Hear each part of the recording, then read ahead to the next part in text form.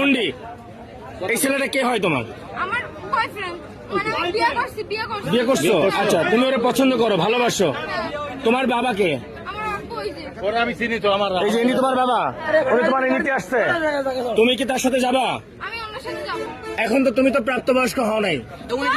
একটু দাঁড়াও, একটু ধৈর্য ধরো। আমি প্রাপ্তবয়স্ক হই না, আমার বিয়ে দেবে কেন? তো আপনি কি আপনার মেয়ে বিয়ে দিচ্ছেন?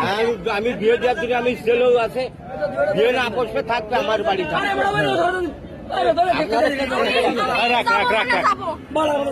তুমি কি ওর সাথে যাবা?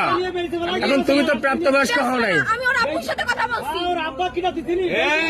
ও নাম্বার আমি তুমি ওর কপালে সিঁদুর দেওয়া আছে। আরে মুসলমান মুসলমান? কখন? মেয়ে দিচ্ছিলাম, তাই মনে লাগছে। তোমার বাসা কোথায়?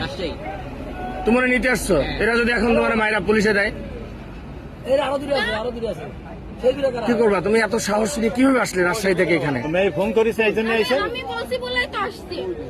তুমি সাহস দিয়ে আনছো, এখন কি তুমি ওর সাথে যাবা? হ্যাঁ, যাবো। আর ও যদি তোমার একটা বিপদে ফেলে তাহলে কি হবে? কি করে বিপদে ফেলবে? মনে করো যে একটা বিপদে ফেললো, ও তোমার একটা বিপদে ফেললো। আমার আব্বু বলছে আমি যদি চলে যাইতে চাই আমাকে চলে যাইতে বলছে। তুমি আর গায়ে হাত দেবো না, আমি যা বলছি আমি আর দেবো না দেবো না দেবো না দেবো না আমি যাবো না।